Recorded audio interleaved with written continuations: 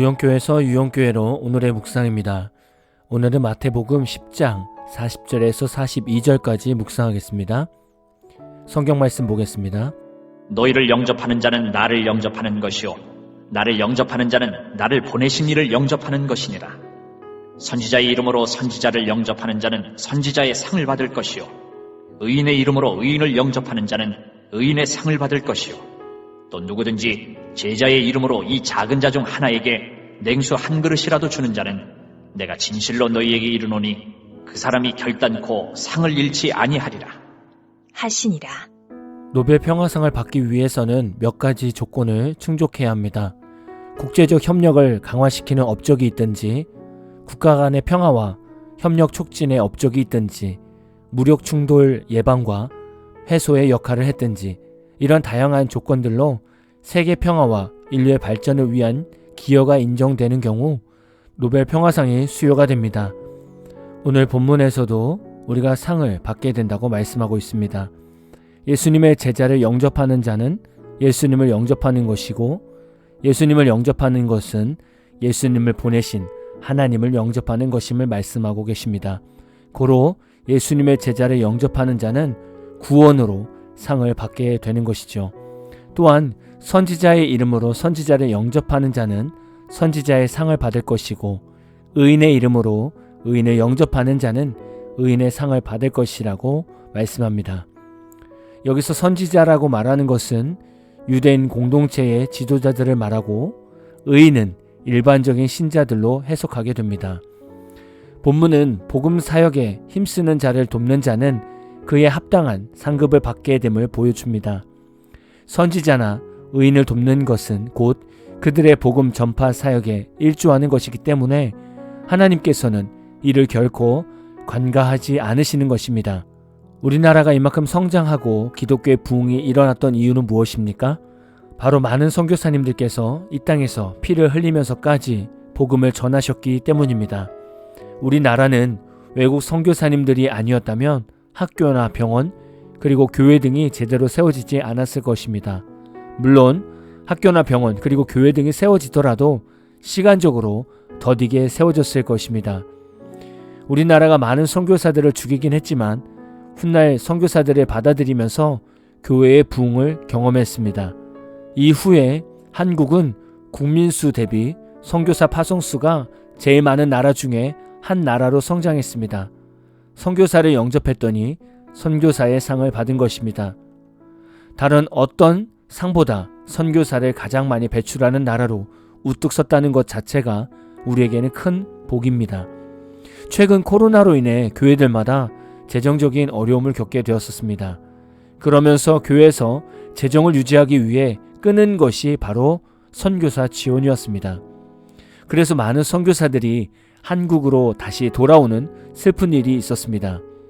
한국에서 어떻게 해서든지 선교사를 도와줬어야 하는데 교회들도 어렵다 보니 선교사 지원을 끊게 된 것입니다.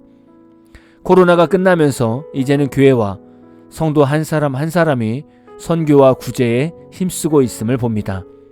최근 저는 제주 극동방송에서 전파 선교사 모집을 위한 방송을 했었습니다. 제주 극동방송은 다른 극동방송과 다르게 북한, 중국, 러시아, 일본으로 방송이 나갑니다. 이것을 유지할 수 있는 선교 지원을 받는 것이 전파 선교사입니다. 전파 선교사를 신청하는 분들의 사연을 보면 가정의 경제적 어려움에도 불구하고 자녀 수만큼 전파 선교사를 작정하신 분들이 많았습니다. 이러한 분들은 해외로 선교를 나가지 않아도 북한, 중국, 러시아, 일본으로 선교하는 선교사의 상을 받을 것입니다. 성도 중에는 어려운 교회를 돕는 국내 선교를 섬기기도 합니다. 이런 섬김은 곧 국내 교회의 상을 받는 것과 같습니다. 하나님께서 우리에게 주시는 상은 무엇일까요? 바로 구원의 은혜입니다. 선교와 구제를 통해서 우리는 하나님의 사랑을 더욱 깨닫게 되고 그 안에서 구원의 감격을 날마다 경험하게 됩니다.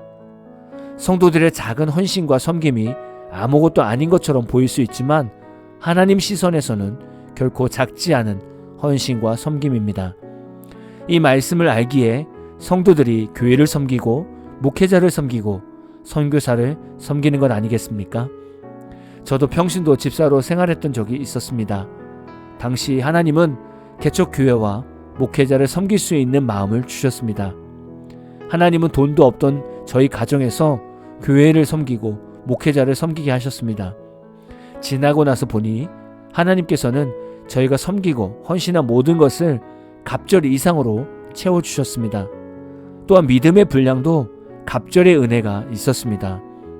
오늘의 묵상을 듣는 모든 성도들은 본교회를 돌아보시고 목회자와 주일을 열심히 하는 성도들도 돌아보시고 그들을 다양한 방법으로 섬길 수 있는 사랑의 사도가 되시기를 진심으로 축복합니다. 누군가를 섬길 수 있다는 것은 하나님의 은혜가 아니면 불가능한 일입니다. 오늘 마무리 찬양은 주리님이 부르신 갚을 수 없는 사랑이라는 찬양입니다. 찬양 후에는 잔잔한 연주곡이 있습니다. 말씀을 생각하면서 기도하는 시간을 가져보십시오.